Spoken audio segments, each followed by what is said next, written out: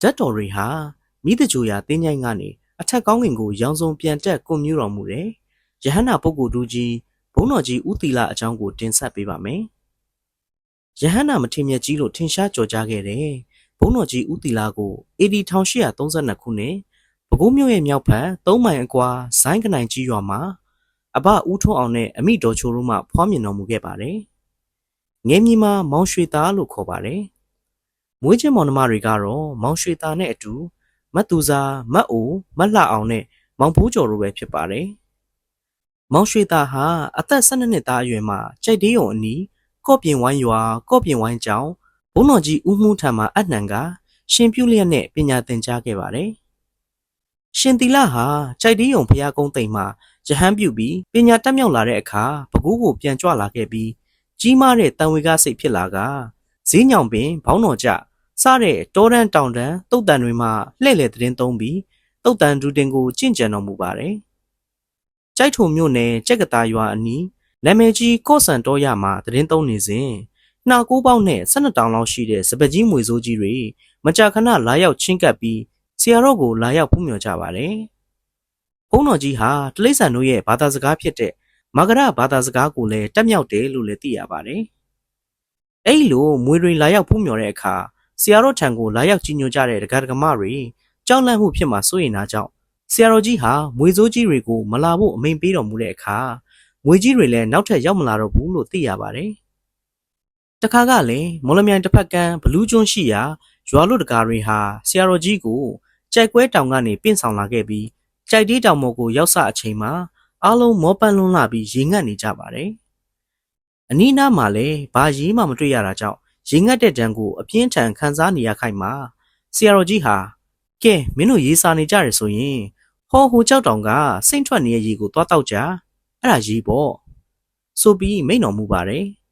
တပည့်တွေလည်းဆရာတော်ကြီးပြောတဲ့အတိုင်းသွားကြည့်လိုက်တော့ကြောက်တောင်ကြားမှာထူးဆန်းစွာစိမ့်ထွက်နေတဲ့ရေကိုတွေ့ရပါတယ်ရေရှာတဲ့အချိန်တုန်းကဘာရေမှထွက်လာတာမျိုးမရှိပေမဲ့ဆရာတော်ကြီးမိန့်တော်မူလိုက်တဲ့နောက်မှာစိမ့်ထွက်လာရတဲ့ရေဖြစ်တာကြောင့်ပုံမအံ့ဩတကြီးဖြစ်ကြရပါတယ်ဆရာတော်ကြီးဟာကြိုက်သေးုံရွာဖျားအနီးစိန်အင်းတောရမှာတောရဆောက်တည်နေချိန်တုန်းကလည်းအဲ့ဒီဘက်ကနာမည်ကြီးတဲ့ကြားစိုးကြီးတွေဟာညအခါမှာလေးတိုင်စင်ကျောင်းကလေးအောက်မှာကုရီသွားဖို့လှုပ်ထားတဲ့လမ်းကလေးရဲ့တစ်ဖက်တစ်ချက်စီမှာအင်မတန်ရင်ပါတဲ့ကြောင်လေးတွေအလားတိတ်ဆိတ်စွာလာရောက်အိပ်ဆက်ကဆရာတော်ကြီးကိုစောင့်ရှောက်ကြပါတယ်တခါကလည်းဆရာတော်ကြီးဟာကြိုက်ပတိုက်နဲ့ဈေးညောင်ပင်အကြားကဂူကုန်းတောရမှာနေစဉ်အမြဲတမ်းသုံးနေတဲ့ဂူကြီးရုတ်တရက်ပြိုကျသွားတာနဲ့ကြုံရပါတယ်ရွာနီးချုပ်ဆက်ကရွာသားတွေဟာဂူပြိုကျတဲ့အတန်ကိုကြားပြီးဆရာတော်ကြီးပြန်လာတော်မူမှာကိုစိုးရိမ်တာကြောင့်အပြေးတစ်ပိုင်းနဲ့ရောက်လာကြပါတယ်။ဂူကြီးဟာကြီးမားလုံးနဲ့အပြင်ဂူပေါက်ဟာလည်းတိတ်မကျတာကြောင့်ပြိုကျပါကအယုဒ္ဓချအသားတခြားဖြစ်သွားနိုင်တဲ့အခြေအနေပါ။ရွာသားတွေဂူစီကိုရောက်လာတဲ့အခါမှာဘုန်းတော်ကြီးဦးသီလကိုအကောင်းပကတိအတိုင်းပြိုကျနေတဲ့ဂူကြီးကိုကြည့်နေတာကိုမြင်ရတာကြောင့်စိတ်သက်သာရကြရပါတယ်။ဆရာတော်ကြီးကိုအကြောင်းစုံလျှောက်ထားမေးမြန်းကြတဲ့အခါဆရာတော်ကြီးကဘုန်းကြီးဂူထဲမှာတရားထိုင်နေချိန်အပြင်ကနေပြီးတော့ကဲတော်မူကြပါလို့ထက်ကနဲ့အော်နေတဲ့အတန်တွေကိုကြားလိုက်ရတယ်။အနီးနားမှာလည်းတောနက်ကြီးဖြစ်တာကြောင့်ဘဲပုဂ္ဂိုလ်ကများအန္တရာယ်ကြုံနေရလဲဆိုပြီးထွက်ကြည့်လိုက်တဲ့အခါမှာဘသူကိုမှမမြင်ရတာကြောင့်ဂူထဲပြန်ဝင်ဖို့လှမ်းအလာမှာဂူကြီးဟာတိမ့်တိမ့်တုံပြီးပြိုကျသွားတာပဲဆိုပြီးမိန့်တော်မူပါတယ်။သူတော်ကောင်းကိုနှက်ကောင်းမတယ်ဆိုတာဆရာတော်ကြီးအဖြစ်ပြက်ကိုကြည်ချင်းအဖြစ်အမှန်တကယ်ရှိကြောင်းဆင်ခြင်မိပါတယ်။ဘုန်းတော်ကြီးဦးသီလဟာဖုန်းတကိုအလွန်ကြီးမားတော်မူကြောင်းဟိုးကြော်တာနဲ့လျောက်ဆရာတော်ကြီးရဲ့မေတော်ကြီးဖြစ်သူဒေါ်ချိုဟာလည်းလူသိများတဲ့သူပါ။အဲ့ဒီအချက်ကြောင့်ဆရာတော်ကြီးဦးသီလဟာရွှေကျင်တောရမှာသတင်းသုံးနေစဉ်မေတော်ကြီးဖြစ်သူဒေါ်ချိုဟာလည်းတက်ကလေးတောရမှာဆရာတော်ကြီးကိုဝတ်ကြီးဝတ်ငယ်ပြုစုရင်းသီလရှင်အဖြစ်သတင်းသုံးနေတာပေါ့။ဒီနေ့တော့မေတော်ကြီးသတင်းသုံးနေတဲ့တက်ကလေးတောရကိုလူစုဓမြတွေဝင်ရောက်လာပါတယ်။အုတ်ကန်ရွာမှာနေတဲ့သမီးဖြစ်သူဒေါ်သူစာကငွေ3000နဲ့ရွှေအစိတ်သားအပ်ထားတယ်လို့သတင်းရတာကြောင့်လာတိုက်ရခြင်းဖြစ်ကြောင်းပြောပြီးအတင်းတောင်းပါတော့တယ်။သီလရှင်ကြီးဒေါ်ချိုလည်းမရှိကြောင်းအကြိမ်ကြိမ်ပြောပါတယ်။အမှန်တကယ်လည်းသမီးဖြစ်သူကဘာမှမအပ်ထားကြောင်းအကြိမ်ကြိမ်တောင်းပန်ရှင်းပြပေးမယ်လေ။ဓမြတွေဟာထက်တလေးလေးရိုက်နှက်တာကြောင့်အသက်အရွယ်ကြီးရင်လှတဲ့မေတော်ကြီးခမညာတဖြည်းဖြည်းအာရော့သေးသိမ်ကသားဖုံးတော်ကြီးနဲ့ဖျားရှင်ကိုတလျက်ဝိညာဉ်ချုပ်ရရှာလေတယ်။ဘုန်းတော်ကြီးဦးသီလသတင်းသုံးနေတဲ့ရွှေကျင်တောရနဲ့မေတော်သီလရှင်ကြီးနေထိုင်သတင်းသုံးနေတဲ့တက်ကလေးတောရဟာအနှဲငယ်အလှမ်းဝေးတာကြောင့် မေရိုကြီးအဖြစ်ကိုမသိလိုက်တဲ့ဖုန်းတော်ကြီးခမညာလာရောက်ပင်းဆောင်ရှောက်ထားမှပဲအကြောင်းစုံသိရတာကြောင့်တက်ကလေးတောရကိုကြွတော်မူပြီးမေတော်ကြီးအလောင်းကိုမိတကြိုကပြာချသည့်တိုင်အောင်အတုပဘာဝနာပွားတော်မူပါတယ်မိမငိမ့်မီမှာပဲမိတကြိုရနေရာကနေရွှေကျင်ကိုပြန်ကြွတော်မူခဲ့ပါတယ်ယဟန္တာရှင်မြတ်ကြီးတွေရဲ့အလေအထဟာဘဲခေတ်မှမဆိုအတူယူကြည်ညိုရတာကြီးဖြစ်ပါတယ်အဲ့ဒါကတော့အပိုပစ္စည်းမသိမ်းစီတဲ့ဓလိတော်ပဲဖြစ်ပါတယ်ဖုန်းတော်ကြီးဦးသီလာဟာကြိုက်ထိုတထုံမော်လမြိုင်မုဒုံဘလူးကျွန်းညောင်လေးပင်ဖြူရွှေကျင်တောင်ငူစတဲ့နေရာတွေမှာသာသနာပြုလုပ်ငန်းနဲ့တတ္တဝါတွေကိုချီးမြှင့်ရင်းစိတ်ချမ်းသာမှုနဲ့တရားအားထုတ်မှုကိုအဓိကထားကတောတန်းတောင်တန်းတုတ်တန်းစတဲ့နေရာတွေမှာပေါ့ပေါ့ပါပါအသက်မွေးမှုဧကစားကြီးအဖြစ်နဲ့သာအမြဲနေလေးရှိပါတယ်ကိုမအသုံးပြုတဲ့တပိန်သင်္ကန်းခေါင်းရိပ်ဓာစတဲ့ဖျားရှင်တတ်မှတ်တော်မူထားတဲ့ပရိက္ခရာ၈ပါးမှတပါအခြားမြည်သောပစ္စည်းများကိုမှလက်ခံမထားပဲရလာတဲ့အခါတိုင်းနီးစပ်ရာကြောင့်တန်ဃာတော်တစ်ပါးပါးကိုလှူလေ့ရှိပါတယ်ဆရာတော်ကြီးဟာယဟန်ကိုဝါအရာတောထွက်တော်မူစမှာအတိမရှိတပါးတဲ့ညောင်လေးပင်ကြိုက်ပတိုက်တောတို့မှာနေရန်ကြွလာပါတယ်အဲ့လိုကြွရောက်နေထိုင်စမှာတနေ့တော့တောတွေကထွက်ပြီးဆုံးကံဝင်ခဲ့ရာတဆုံမြသောဆုံးကိုသာရပါတယ်အဲ့ဒီနေ့ကရရှိတဲ့ဆုံးကိုအကုန်ဆုံးတော်တင်လိုက်ပြီးရေကိုသာဖုံးပေးကပီတိဖြင့်သာမျှတစေလျက်ယဟန်တရားကိုအားထုတ်တော်မူပါတယ်သူတော်ကောင်းပုဂ္ဂိုလ်ရဲ့ရောင်ရဲတင်းတိမ်နိုင်မှုနဲ့ဝိရိယကြီးမားမှုကအံ့ဩဖွယ်ပါဆရာတော်ကြီးဟာထိုင်လျက်သာအစဉ်အမြဲသတင်းသုံးတော်မူကြောင်းမြည်သူသောအခါမှာလျှောင်းဆက်ခြင်းမရှိကြောင်းကိုလည်းကြီးညိုပွဲရာတွေ့ရှိရပါတယ်တခါတော့အဝိုင်းရွာနဲ့ကလိရွာတို့အကြားတရတော်ကျောင်းမှာသတင်းသုံးနေစဉ်ကတွင်းမှာအနာတစ်ခုပေါက်ပါတယ်အဲ့ဒီအခါယာကုဖြစ်စေစွန်းဖြစ်စေလာကတ်ရင်တစ်ကြိမ်သာဖုံးပေးပြီးနောက်ထပ်ကတ်လူတာကိုအကတ်ခံခြင်းများပင်မပြုပါအနှဲငယ်မကြမ်းမဖြစ်နေတဲ့အချိန်တွေမှာလည်းစွန်းကံမကြွနိုင်စေကမူအခြားဒူတင်တွေကိုအပြတ်မခံရည်သည့်အခါမှလျှောက်ဆက်ပြီးအိတ်ချင်းမပြုတ်ပဲထိုင်လျက်မိလျက်သာကျင်းဆက်တော်မူတယ်လို့သိရပါတယ်ဘုန်းတော်ကြီးဦးတီလာရဲ့ဒူတင်ကျင့်စဉ်များထဲမှာတနေ့တစ်ထပ်စွန်းကိုသာဖုံးပေးတဲ့ဒူတင်လည်းအပါဝင်ဖြစ်ပါတယ်မြည်သည့်အကြောင်းကြောင့်မှတစ်ကြိမ်ထပ်ပူပြီးဖုံးပေးတော်မူခဲ့ပါတခါကမော်လမြိုင်မြို့နယ်မှာသတင်းသုံးနေစဉ်တကားတူဟာမိမိချံကအလွန်မျိုးကောင်းအရသာရှိလာတဲ့အုံသီးစိမ့်တစ်လုံးကိုဖောက်ပြီးဖန်ခွက်တစ်ခုနဲ့ထည့်ကလာရောက်ဆက်ကပ်ပါတယ်ဘုန်းတော်ကြီးဟာဟိုနားမှာချထားခဲ့လို့မိန့်တော့တကားကအခုဖုံးပေးမှသိမည်ဖြစ်ကြောင်းလျှောက်ထားပြီးထပ်မံ၍ကပ်ပြန်တဲ့အခါဆရာတော်ကြီးလည်းဖုံးပေးရပါတယ်အဲ့ဒီတကားဟာမိမိရဲ့အုံရင်ဒါနအတွက်များစွာဝမ်းမြောက်သွားပါတယ်နေလွဲတဲ့အခါဝမ်းနေရပြန်တယ်အเจ้าမှာတော့တနေ့လျင်တစ်ကြိမ်သာဖုံးပေးတော်မူတဲ့ဆရာတော်ကြီးဟာနောက်ထပ်ဘာကိုမှဖုံးပေးတော်မမူကြောင်းသိသွားပါတယ်တကားကအော်ငါ့ကိုငဲ့ပြီးဆရာတော်ကြီးဟာအုံးစိမ့်ရီကိုသာဖုံးပေးတော်မူတယ်နောက်ထပ်ဖုံးပေးလို့မဖြစ်တော့ယနေ့အုံးစိမ့်ရီဖြင့်သာမျှတနေလိုက်ရပြီတော့မယ်ဆိုပြီးစိတ်မကောင်းဖြစ်ခဲ့ရပါတယ်ရွှေချင်းမြို့တောရကျောင်းမှာမှတ်ချင်းပရွက်စိတ်ကရင်နီတွေအလွန်ပေါ်ပါတယ်ဖုန်းတော်ကြီးတနာရီ2နာရီကြာအောင်ဖျားဝတ်ပြုခြင်းတရားရှုမှတ်ခြင်းပြုတော်လဲတစ်ချက်မှမလှုပ်တာကြောင့်ညအိမ်ဥပုသ်တွေကချင်းမကြိုက်ဘူးလားကြိုက်မှာပဲတမာရီကြောင့်နေမှာပါစသဖြင့်ဥပုသ်တွေများကချင်းများကိုတပတ်ဖြင့်ရမ်းလျက်ဆရာတော်ကြီးအကြောင်းကိုပြောဆိုနေကြပါတယ်အလားတူပဲဖျားပုံနယ်မှာကျောင်းတိုက်ဆောက်တော်တိမ်သမုတ်ရံအတွက်ဆရာတော်ကြီးဦးတီလာကိုပင့်ဖိတ်လို့ကြွရောက်တော်မူတော့တိမ်သမုတ်ပြီးတဲ့အခါပရွက်စိတ်ခါခြင်းကီနီတွေအလွန်ပေါ်များတဲ့မြေကွက်ဖြစ်လျက်အဲ့ဒီတိလိษံတွေဟာဖုန်းတော်ကြီးကြွရောက်လာတဲ့တပြိုင်နက်တည်းအားလုံးတန်းစီပြီးထွက်သွားကြတာကိုတအံ့တော်တွေးကြရပါတယ်ကြိုက်ထိုစိတ်ဖူးတောင်တောเจ้าမှာလည်းပြားအောင်ကြီးတွေဟာလူခါတဝက်လောက်နီးနီးကြီးမားပြီးအနီးနားမှာတယုံယုံပြန်ဝဲနေကြတာကြောင့်တက္ကမတွေမတော်ဝင်ပဲရှိနေကြတယ်အဲ့ဒီခါဘုန်းတော်ကြီးဦးတီလာကအဖူးမြော်လာကြတဲ့သူတွေကိုသင်တို့မနှောက်ယှက်ကောင်းပါဘူးလို့ဆိုလိုက်တာနဲ့မကြမီပဲအနီးနားမှာပြန်ဝဲနေတဲ့ပြားတွေဟာထူးဆန်းစွာပြားအောင်မှာတွားရောက်ငြိမ်သက်နေကြပါတယ်ဘုန်းတော်ကြီးရဲ့သီလတမာတိနဲ့မေတ္တာစွမ်းအားကိုတိလိษံတွေကတော့နားလေသိရှိကြတဲ့အတိုင်းပါပဲတခါကလည်းကီလာသတောင်တိုက်ကလာတော်ရမှာသတင်းသုံးနေစဉ်ဂျွာနီဖုန်းတော်ကြီးတချို့ဟာဖုန်းတော်ကြီးဦးတီလာအပေါ်မနာလုံးဝန်တိုစိတ်နဲ့အယက်သမားတဦးကိုပတ်စံပေးပြီးဖုန်းတော်ကြီးကိုရန်ပြုတ်စေပါတယ်အဲ့ဒီအယက်သမားဟာဖုန်းတော်ကြီးစွန့်ခံကြွရလမ်းကကြိုပြီးဖုန်းတော်ကြီးကိုပြေးပြီးခေါင်းနဲ့တအားဝင်တိုက်ကအနာတရားဖြစ်အောင်ပြုလုပ်ပါတော့တယ်ဘုန်းတော်ကြီးရဲ့မေတ္တာသီလကြီးမားမှုတွေကြောင့်အဲ့ဒီအယက်သမားဟာရုတ်တရက်ဟတ်ထိုးလဲပြီးသူ့ခေါင်းတံကိုမြေကြီးကကိုစားခံယူလိုက်ရပါတယ်အယက်သမားလည်းအဲ့ဒီနေရာမှာပဲအရှိန်ပြင်းစွာလဲကျပြီးသတိမေ့သွားပါတော့တယ် ုန်းတော်ကြီးဦးတီလာရဲ့မိခင်ကြီးဖြစ်သူဒေါ်ချိုဟာယဟန္တာလောင်းနေရအားကိုဝင်လွယ်ထားစဉ်ကာလကရှင်ချင်းတပ်ပုံကိုရှာရှာပါပါဖတ်ရှုမှတ်သားရပါတယ်။ဘုန်းတော်ကြီးကိုဝင်ရှိတဲ့အခါမိခင်ကြီးဒေါ်ချိုဟာငှက်ပြောသီးနဲ့ထန်းလျက်ကိုသာစားလို့စိတ်ရှိပါတယ်။ငှက်ပြောသီးနဲ့ထန်းလျက်ကိုသာစားပြီးကိုဝင်ကိုစောက်ရှောက်ခဲ့ပါတယ်။ဘုန်းတော်ကြီးဟာကလေးဘဝတွေကတစ်ဖက်သားအပေါ်အမြင့်ငဲ့ညာတတ်ပြီ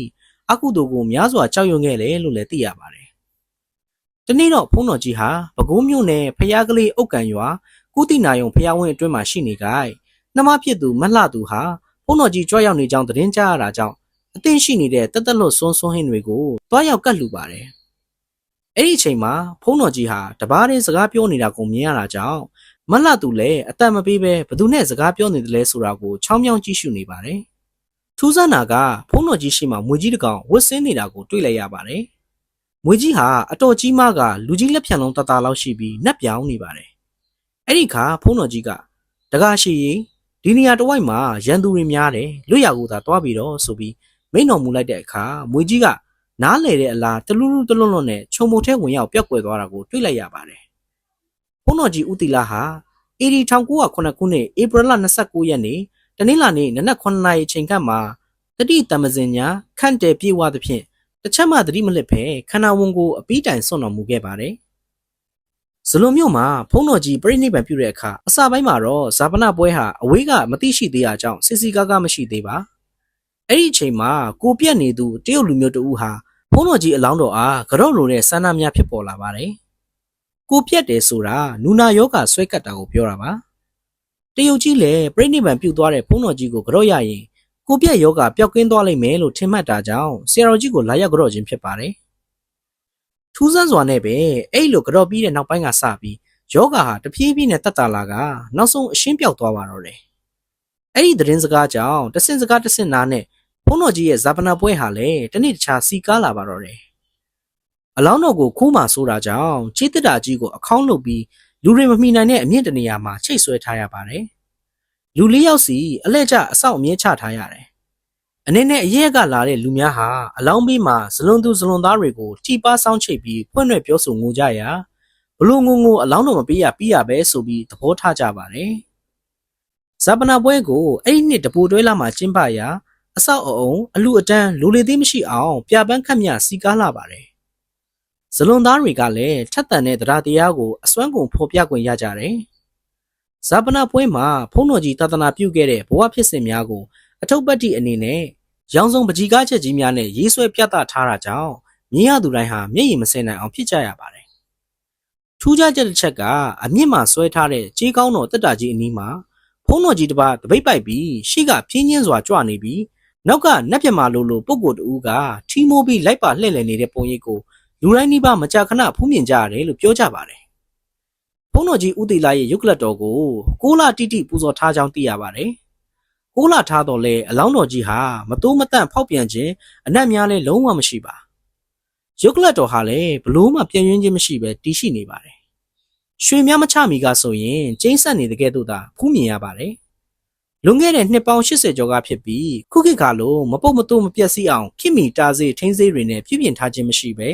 6လကြာအောင်ဖူးမြော်ခံထားရှိခဲ့တာကြောင့်အဲ့ဒီချိန်တုန်းကယဟန္တာပုဂ္ဂိုလ်သူဘုန်းတော်ကြီးဦးတီလာဆိုပြီးဟိုးဟိုးကြော်မြလာရောက်ဖူးမြော်စီကားခဲ့ပါတယ်။ဘုန်းတော်ကြီးအလောင်းတော်ဟာအဲ့လို6လထားတော့လဲအနက်နံခြင်းမရှိပုံပန်းအခြေအနေလည်းမပြတ်ပဂတိကဲ့သို့တည်လျက်ရှိပါတယ်။ဘုန်းတော်ကြီးကိုမိတင်လူတကြိုကြတဲ့အခါမှာနန်းတဖြူသုံးများနဲ့လှဲများတိုက်ပြီးတကြိုကြတယ်လို့သိရပြီးအယိုးပြဖြစ်သွားတဲ့အထိတကြိုကြပေမဲ့နန်းတဖြူသုံးတွေဟာလှဲငါးစီးတိုက်အောင်ကြံနေသေးတယ်လို့လည်းသိရပါတယ်။ဇာပနအဖွဲ့တွေကအယိုးပြတွေကိုတန်တစ်တာနဲ့ထည့်သိမ်းစီပြီးနောက်ကြီးညိုသူပရိသတ်တွေကိုယူလိုကယူနိုင်တယ်လို့ခွင့်ပြုလိုက်တဲ့နဲ့တပြိုင်နက်သူထက်ငါအလူရက်ယူကြရာမိသွေးရောရာဇမတ်ဝါများပါကုန်လို့ညီကြီးပင်တွင်းကြီးတစ်ခုဖြစ်ကြံရင်ခဲ့တယ်လို့သိရပါတယ်။အယိုးပြရသူတွေဟာရေမွေးပလင်းနဲ့ထည့်ပြီးကိုးကွယ်ကြရ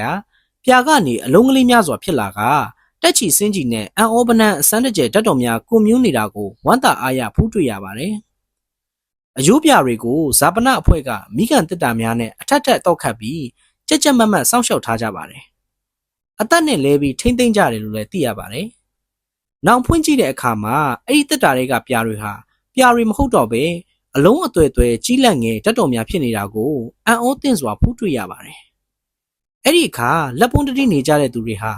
ဤမြမြင့်မြတ်တဲ့ပုဂ္ဂိုလ်ထူးကြီးလို့မထင်ထားခဲ့ပဲပေါ့ပေါ့ဆဆနေခဲ့မိသူအချို့ဟာနောင်တကြီးစွာဖြစ်ကြရတယ်လို့ဆိုပါတယ်။ဇာပနာပွဲကြီးပြီးသွားပေမဲ့လည်းဖုံးတော်ကြီးရဲ့တကြိုရာတင်းကျိုင်းတော်မှာညဘက်ဆိုမီးလုံးကြီးတွေမကြာခဏပြန်တက်နေတာကိုမြင်ရပြီးမီးလုံးတွေဟာလည်းရောင်စုံဓာတ်တော်တွေမြူးကြွနေတာကိုအဲ့ဒီရွာအနီးပတ်ဝန်းကျင်ကနေတဲ့သူတော်တော်များများကတွေ့ကြရတယ်လို့လည်းပြန်လည်ပြောပြပါတယ်။အဲ့ဒီအကြောင်းကိုလည်းလူပြောများကြပြီးတနွေလုံးပွဲတော်ကြီးပင်ဖြစ်လို့နေပါတယ်။စွန်းစံစိမ်းလောင်းပွဲကြီးတောင်မှလွတ်လိုက်ကြသေးတယ်။လှဲပေါင်း1000ကျော်အရရက်မှလာရောက်ပူဇော်ကြတာကြောင့်ဇာပနာပွဲတော်ကအလားတမျိုးတာယာစီကားနေပြန်တယ်လို့သိရပါတယ်။အဲ့ဒီဇာပနာပွဲပြုရနေရမှာဓာတ်တော်တွေထပနာပြီးတဲပုံစီတီကြပါတယ်။အဲ့ဒီတဲပုံစီတီမှာလည်းညဘက်မှာဓာတ်တော်တွေဟာကောင်းကင်ပေါ်ပြန်တက်ကွန်မြူနေတာကိုမကြာခဏတွေ့ရတယ်လို့လည်းဆိုပါတယ်။တဲပုံစီတီအနီးနားကပြာနဲ့ရောနေတဲ့တဲတွေကိုရေဖန်ခွက်ထဲထည့်ကြည့်ရင်သင်္ဘောစေးခံပလဲရောင်အလုံးကလေးတွေဟာငုတ်ချီပေါ်ကြီးဖြစ်ကမြူးကြွနေတာကိုလည်းတွေ့ရတယ်လို့မျက်မြင်ကိုယ်တွေ့ရှိရတဲ့သူတွေကပြောပြပါတယ်။အဲ့ဒီလိုတစ်ခေတ်တစ်ခါကဟိုးဟိုးကြော်အောင်ထင်ရှားကြော်ကြားခဲ့တဲ့ယဟန္တာရှင်သူမြတ်ကြီးဖုံးတော်ကြီးဦးတီလာလိုပဲမြန်မာနိုင်ငံမှာပေါ်ထွန်းခဲ့တဲ့ယဟန္တာတွေအများပြားလည်းရှိနေပါသေးတယ်။တချို့ယဟန္တာကြီးတွေဟာမှတ်တမ်းထဲမှာမပါပေမဲ့ထူးခြားတဲ့ဖြစ်ရပ်တွေကိုအထောက်အထားအခိုင်အလုံနဲ့လိလာရေးသားသူတွေစီကတဆင့်ပြန်လည်ဖတ်ရှုရပါတယ်။တချို့သောသူများကဖျားရှင်နဲ့ပြည့်စေကဗုဒ္ဓဖျားငယ်ကလွဲရင်ယဟန္တာဆိုတာတတ်တော်မကြနိုင်ဘူးလို့လည်းပြောကြပါတယ်။ဒါပေမဲ့မြတ်စွာဘုရားရှင်တတ်တော်ထင်ရှားရှိစဉ်အခါကယဟန္တာပုဂ္ဂိုလ်များဟာဖျားရှင်ကလွဲပြီးကိုးကွယ်ရာမရှိအောင်ဆိုကတတ်တော်တွေကိုမချန်ထားခဲ့ပဲဖျားရှင်ရဲ့တတ်တော်တွေကိုသာတပါးတည်းသောကိုးကွယ်ရာအဖြစ်ပူဇော်ခဲ့ကြတာပါ။ဖျားရှင်ပြိဋိဘံပြုပြီးတဲ့နောက်မှာဖျားရှင်ရဲ့အဆုံးအမကိုလိုက်နာကျင့်ကြံကြတဲ့ပုဂ္ဂိုလ်တူပုဂ္ဂိုလ်မြတ်ကြီးတွေဟာဗုဒ္ဓသာသနာတော်ကိုဆက်လက်အတွန်းရှည်တည်တံ့အောင်မြတ်စွာဘုရားရှင်ရဲ့သားတော်အစစ်မှန်တွေဟာလည်းဖျားရှင်ခြေရာကိုနင်းကပုဂ္ဂိုလ်တူပုဂ္ဂိုလ်မြတ်ကြီးတွေအဖြစ်နဲ့ပြိဋိဘံဆောင်ဝင်ကြကြောင်းကိုလူအများဖူးမြော်ကြည်ညိုပြီးလက်လံစူးစမ်းအားထုတ်ကြစီလိုတဲ့ဆန္ဒတော်တွေနဲ့ဓာတ်တော်တွေထားခဲ့ကြခြင်းဖြစ်တာကြောင့်ယဟန္တာထူဘုန်းတော်ကြီးဦးတီလာအကြောင်းကိုလည်းကြည်ညိုနိုင်ကြစေရန်ရည်ရွယ်ပြီးဓမ္မဒါနပြုတင်ဆက်ပေးလိုက်ပါတယ်။အဆုံးထိနားဆင်ပေးခဲ့ကြတဲ့အတွက်ကျေးဇူးတင်ပါတယ်ခင်ဗျာ။